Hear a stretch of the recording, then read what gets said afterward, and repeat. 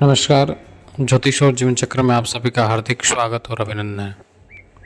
माँ भगवती की कृपा से आप सभी लोग स्वस्थ होंगे, इसी आशा के साथ में सदगुरु ज्ञान से आज्ञा लेते हुए भगवान गणेश जी के चरणों में प्रणाम वंदन करते हुए आज आप लोगों के बीच में मैं निवेदन करना चाह रहा हूँ कि कलयुग में कौन से देवता प्रत्यक्ष हैं और किन देवताओं की पूजा करने से सरलतम और जल्दी सिद्धि प्राप्त हो जाती है, और घर में किस देवताओं की पूजा हमें करनी चाहिए और घर में कितने देवता होने चाहिए। शास्त्र के अनुसार घर में गणेश जी के साथ में रिद्धि सिद्धि, गणेश जी का परिवार और इसके साथ में आपके इष्ट देवता यानी कि भगवती या भोलेनाथ या हनुमान या ठाकुर जी कोई भी हो, उनको बीच में रखें मंदिर में। तीसरा बाल मुकुंद जी। चौथा भगवान का छोटा सा शिवलिंग। और पांचवा सूर्य नारायण। सूर्य नारायण हमारे घर में कोई मूर्ति हो उनकी तो ठीक है, नहीं तो उनके प्रत्यक्ष जो दर्शन है प्रातःकाल वो हमें करके उन्हें अर्घ्य अवश्य देना चाहिए। आइए पुनः मैं आपको गिनाता हूँ और आप उसको देखिएगा। गणेश जी का परिवार, गणेश जी के साथ में रिद्धि सिद्धि। फिर आपके कुल की देवी, चाहे वो आपकी इष्ट देवी है, चाहे वो आपका कोई इष्ट देवता है, उनको मध्य में रखें। इसके बाद ठाकुर जी या लड्डू गोपाल, बाल मुकुंद जी या शालिग्राम, ये रखें। 3 हुए। चौथा आपको क्या करना, भगवान शिव का कोई छोटा सा शिवलिंग आपको रखना। पारद का हो तो सर्वश्रेष्ठ है, नहीं तो कुछ शिवलिंग रख लें। घर के मंदिर में जो देवता हैं वो एक अंगूठे से छोटे और एक 9 इंच से बड़ी मूर्तियाँ नहीं होनी चाहिए। आइए हम जानते हैं सूर्य नारायण, 5 से जो देवता हैं सूर्य देव। इन 5 देवताओं को ही, पंच देवता की ही पूजा हमेशा अपने घर में करनी चाहिए। ज़्यादा पूजा करते हैं, ज़्यादा देवी देवताओं को पूजने लग जाते हैं, ज़्यादा देवी देवताओं को एकत्रित करके उनकी सेवा नहीं कर पाते हैं तो हमें दोष लगता है, और कहीं न कहीं वो दोष ज़्यादा इकट्ठा होकर के उसका प्रभाव बढ़ करके हमें परेशान कर सकता है। इसलिए आपको क्या करना है कि अपने पंच देवताओं के साथ में अपने इष्ट देवता की ही पूजा करनी है। 100 प्रकार के देवी देवताओं को एकत्रित नहीं करना।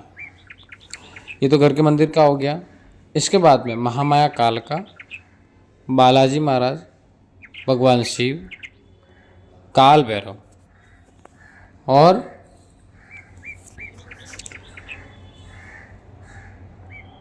ये जो देवता हैं माता वैष्णो देवी, ये जो है वो प्रत्यक्ष हैं।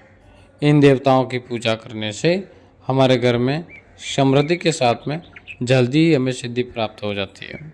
कलयुग के संरक्षण करता या कलयुग के जीवित जागृत देवता कहे जाने वाले हनुमान जी की सेवा करोगे, आप पूजा अर्चना करो, जल्दी प्रसन्न हो जाएंगे। साथ में महामाया काल का आदिशक्ति भवानी जो पराशक्ति है, वो भी इस कलिकाल में जिन्हें कालका का इष्ट रखा, कालका का भगत है या जो सदमार्ग पे चल करके माँ की आराधना कर रहा है, उसका कोई बाल बाका नहीं कर सकता। और भैरवनाथ, काल भैरव, माँ काली के साथ में काल भैरव, इनकी पूजा करने से लोग, ये जो देवी देवता है प्रत्यक्ष हैं और इस धरती पर विचरण कर रहे हैं, इसलिए इनकी सिद्धि हमें जल्दी प्राप्त हो जाती है। जो लोग जनलोक कल्याण कर रहे हैं या भगत हैं या वो साधक हैं, वो तो जानते हैं माँ कालका की शक्ति को, लेकिन माँ भगवती कोई बुरी नहीं है, इतनी क्रोधी नहीं है, वो केवल शत्रु पे क्रोध होती है। अपने बेटों को, अपने भक्तों को, अपने बच्चों को बहुत दुलार करती है, बहुत प्रेम करती है और वो सर्व मनोरथ सिद्ध करने वाली है। तो इसलिए आपको हजारों प्रकार के देवी देवताओं को पूज करके उसमें उलझने की और परेशान होने की और उसमें अपने आप को बर्बाद करने की यानी कि भटकाव लाने की आवश्यकता नहीं है। आपको केवल अपने इष्ट देवता जिसको मानते हो उसी की पूजा करनी, चाहे वो कितनी भी परीक्षा ले, कुछ भी करें, कुछ भी हो। अलग अलग ना दरबारों में जाना, नहीं अलग अलग मंदिरों में जाना, नहीं अलग अलग स्थानों पे जा कर के देवी देवताओं को चेंज करना। हम क्या करते हैं, जैसे कोई समस्या आ जाती है तो हम उसको छोड़ करके किसी और दरबार से, किसी और मंदिर से जुड़ जाते हैं, इंतज़ार नहीं करते, संयम नहीं करते। इसलिए आज से ही आपको ये गांठ बांध लेनी है कि हमारे इष्ट देवता का ही हमें सिमरन करना है, इष्ट देवता की ही आराधना करनी है। हमें अलग अलग दरबारों में नहीं भटकना है, अलग अलग स्थानों पर नहीं भटकना है। सनातन संस्कृति में 33 कोटि देवी देवता, उनका दर्शन करिए, उन्हें प्रार्थना कर दीजिए, लेकिन आप उनका इष्ट बल रखने से एक दिन यहाँ रखा, एक दिन यहाँ रखा, ऐसा नहीं करना चाहिए। उसके भटकाव ज़्यादा आएगा और परेशानी हमें उठानी पड़ेगी। इसलिए आपको घर में यही पूजा करनी है और इन्हीं देवताओं को पूजा करनी है, जिससे आपको सिद्धि प्राप्त हो, आपको आशीर्वाद प्राप्त हो। आपके इष्ट देवताओं को छोड़ के आपको कहीं भटकाव में नहीं आना है। आपको जो जानकारी अच्छी लगी हो तो आप वीडियो को लाइक करें, शेयर करें और चैनल को सब्सक्राइब करें। आगे मिलते हैं फिर नए वीडियो के साथ में। माँ भगवती आप सब पर कृपा करें, इसी कामना के साथ में धन्यवाद।